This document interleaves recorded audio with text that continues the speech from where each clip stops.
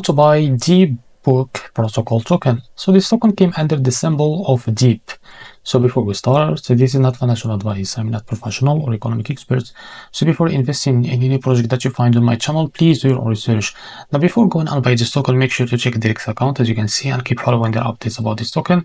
And don't forget to go and engage with their community. As you can see, they have a big community there. They have 52,000 followers. Now to be able to buy this token is available on CoinMarketCap.